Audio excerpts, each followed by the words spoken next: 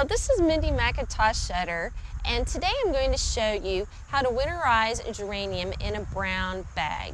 Now, while brown bags are typically hard to find at grocery stores, don't be tempted to use a plastic bag instead.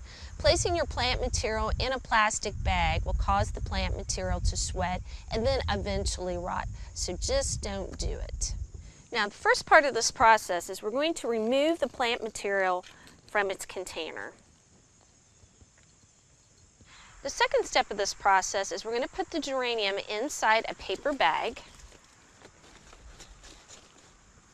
and we're going to tighten up the top. Now you can leave the roots out or you can place them inside the bag. It really doesn't matter.